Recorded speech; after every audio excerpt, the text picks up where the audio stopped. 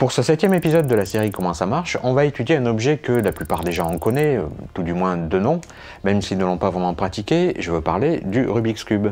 Mais vous me direz pourquoi on s'intéresserait à un cube en plastique sur une chaîne d'électronique? Eh bien parce que le modèle en question n'est pas un modèle traditionnel 3x3. Celui-ci contient justement de l'électronique et des capteurs pour le rendre connecté en Bluetooth et le monitorer via une application mobile. Dans un premier temps, on va donc le tester rapidement, j'ai même un petit robot pour ça, et le décortiquer ensuite pour comprendre comment il fonctionne, et vous allez voir que c'est un système plutôt ingénieux.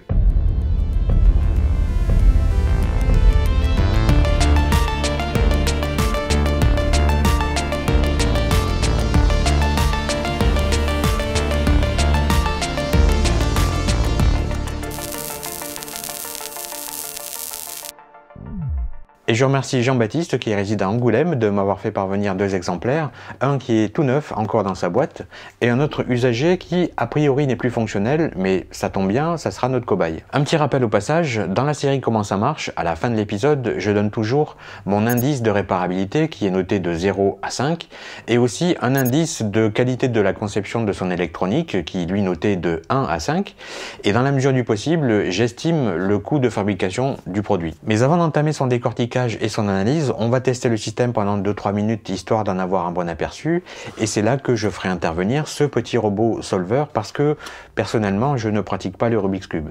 Allez, on fait un petit déballage rapide.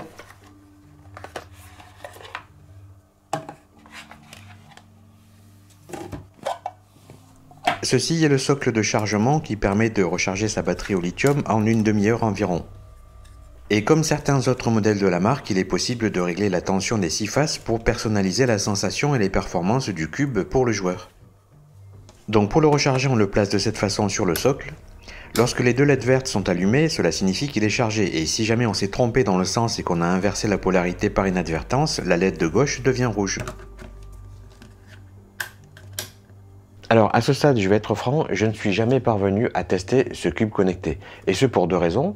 La première, c'est que son application mobile bug complètement et n'a jamais passé l'étape initiale de connexion. Et la seconde est que le cube se déconnecte systématiquement à partir du moment où on le retire de son socle de rechargement.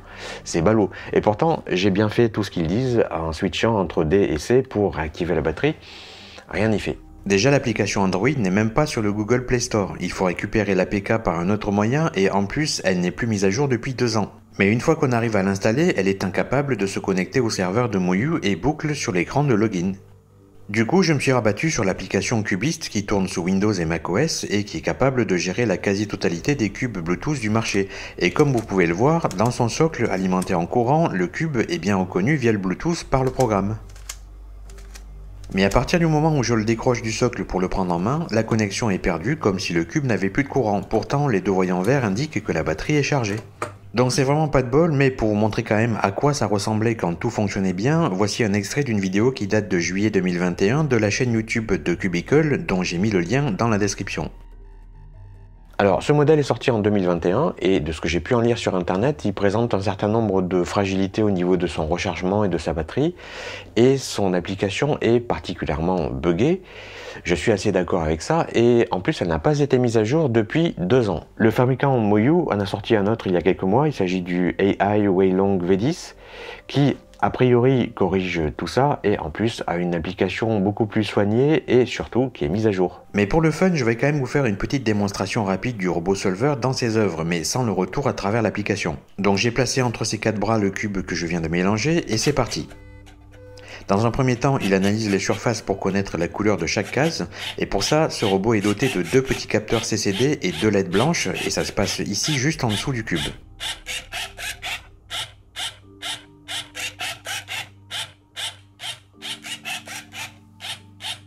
Maintenant, il calcule une résolution possible du cube, et c'est parti, on va voir en combien de secondes il arrive à le résoudre.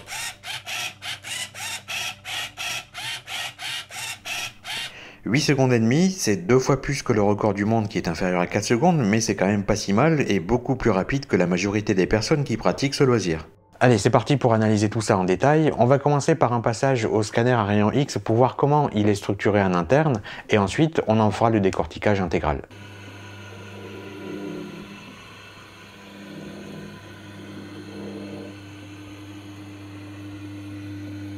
Ok, on commence d'abord par un cliché du cube en vue orthogonale qui nous permet de bien voir la symétrie du dispositif avec en son centre l'électronique et le mécanisme rotatif sur chaque axe.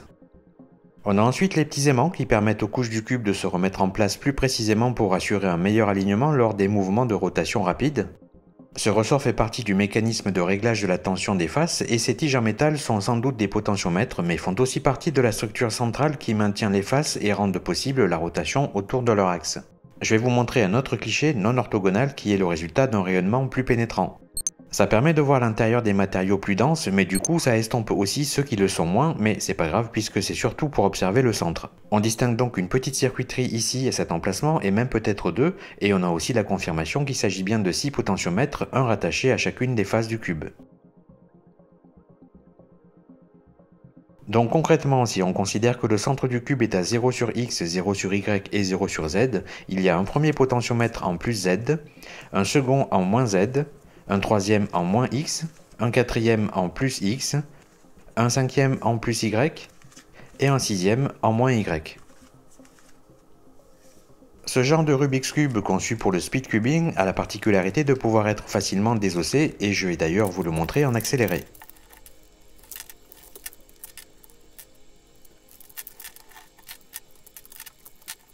Voilà, et comme vous pouvez le voir, lorsque toutes les facettes ont été retirées, il ne reste qu'une sphère centrale ainsi que la case qui est au milieu de chaque face. Voici comment sont positionnés les petits aimants dans chaque moitié de pièce. Et une fois la pièce assemblée, ils se situent donc de part et d'autre pour être en attraction avec les aimants des cases à proximité. J'ai disposé à plat tous les éléments individuels qui forment ce cube Moyu et ça nous donne 12 pièces pour les cases frontales, 8 pièces pour les cases à chaque coin, 6 pièces pour couvrir les cases centrales tenues par les potentiomètres, et le cœur sphérique qu'on va analyser maintenant. Mais d'abord, il faut retirer le reste des cases rattachées à la structure.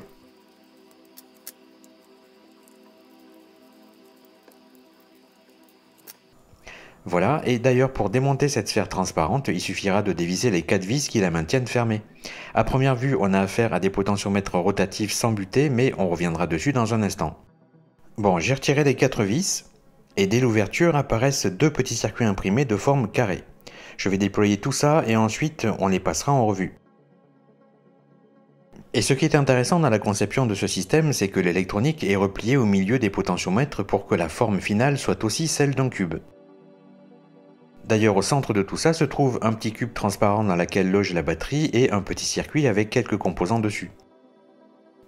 Et il s'agit du circuit de protection de la batterie constitué de deux boîtiers de type SOT23 à 6 broches. Celui-ci est en 8205A, un MOSFET double canal N qu'on trouve couramment dans ce genre de circuit, et le second ici est un DW01, un circuit intégré de protection de batterie au lithium qui permet de préserver la durée de vie à force de charge et décharge de leurs cellules. Et pour ce qui est de la batterie, on a une 3,7 volts 50 mAh. Ensuite, on a un second petit circuit, et c'est sur celui-ci qu'on trouve entre autres le CPU et l'accéléromètre. Mais globalement, il n'y a pas beaucoup de composants, les plus significatifs étant les deux régulateurs de tension linéaire, ainsi que les deux quartz pour le CPU, un de 24 MHz et un autre de 32 kHz. Il y a également l'accéléromètre qui permet de déterminer si le cube est en mouvement dans les mains du joueur ou s'il est immobile posé sur une surface. Et à l'intérieur de ce minuscule boîtier noir, il y a une unité de mesure inertielle sous forme d'un microscopique système électromécanique gravé dans une puce de silicium qu'on appelle MEMS.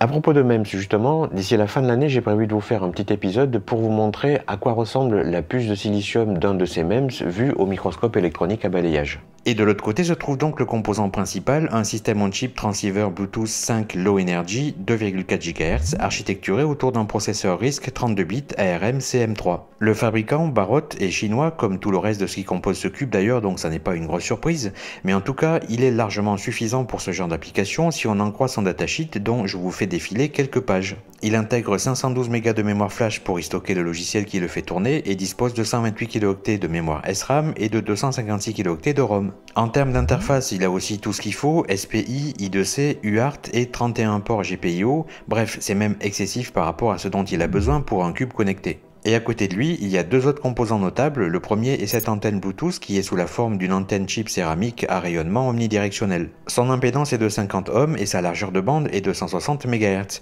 Vu la petite taille de la circuiterie et son niveau d'intégration, il n'est pas surprenant de trouver ce genre d'antenne dans cet objet, d'autant plus qu'elle offre généralement de bonnes performances en termes de gain et d'efficacité de rayonnement.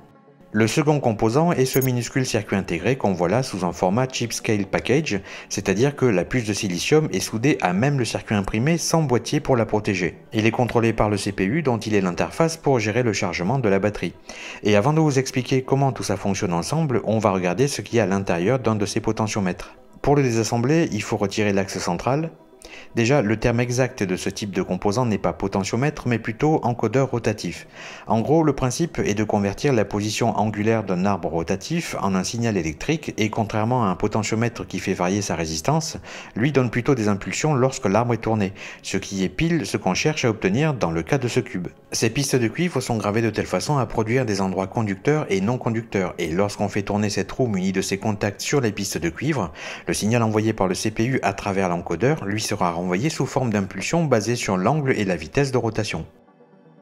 Très bien, on a donc pu observer l'essentiel des composants. Maintenant, comment tout cela fonctionne concrètement? Eh bien, finalement, il n'y a aucune intelligence dans l'électronique, elle n'est là que pour transmettre de simples données à l'application qui va les transformer, les exploiter pour en faire une expérience concrète pour le joueur. Les encodeurs qui sont directement reliés au CPU via ces ports GPIO vont pouvoir lui fournir les angles de rotation de chaque face ainsi que la vitesse à laquelle elle pivote. L'accéléromètre va quant à lui fournir au CPU l'orientation globale du cube et sa quantité de mouvement dans l'espace.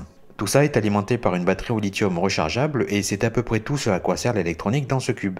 Notons au passage que les concepteurs n'ont pas eu d'autre choix que celui de placer les deux circuits à l'opposé l'un de l'autre pour que l'ensemble puisse tenir replié dans la petite sphère de 20 mm de diamètre. Voilà, et le chipset Bluetooth va envoyer toutes ces données mises à jour plusieurs centaines de fois par seconde à l'application qui va pouvoir les interpréter et les exploiter pour ses propres besoins. Quand on fait le bilan, on compte beaucoup de petites pièces en plastique, ce qui est normal pour n'importe quel Rubik's Cube, quelques pièces en métal, quelques circuits intégrés, un peu d'électronique et une batterie au lithium. Alors en conclusion, question réparabilité, on est plutôt pas mal, le cube se démonte facilement et l'accès à l'électronique et à la batterie ne présente pas trop de difficultés si on a besoin de remplacer un élément. Ça aurait pu valoir un 4 sur 5, mais je ne mets que 3 sur 5 parce que la réelle difficulté vient du remontage du cube. En fait, une fois que tous les éléments en plastique ont été démontés, c'est quand même assez fastidieux de tout réassembler. C'est jouable avec de la patience. En revanche, pour ce qui est de la qualité de son électronique, je lui mets un 2 sur 5. Parce que ce modèle-là présente un certain nombre de défaillances au niveau de son circuit de charge et de sa batterie. Et pour un produit vendu 50 €, ça n'est pas acceptable. Maintenant, pour ce qui est du coût de fabrication, il faut savoir qu'on trouve en boutique des modèles magnétiques Moyu, donc le même fabricant, sans électronique pour 11 €, et que la version Weilong V10 connectée coûte, elle, 52 €. J'ai calculé qu'il y en avait pour moins de 2 $ d'électronique à l'intérieur, et que, fabriqué en grande quantité, un cube comme celui-ci coûte moins de 4 $. Après, bien évidemment, il faut rajouter à ça la R&D, le marketing, le transport, les taxes, etc. Mais je pense quand même que le fabricant se fait une bonne petite marge pour chaque exemplaire de cube vendu. Voilà, sur ces bonnes paroles, je vous laisse vaquer à vos occupations et sachez que la prochaine vidéo devrait être prête pour sortir début août. Au revoir.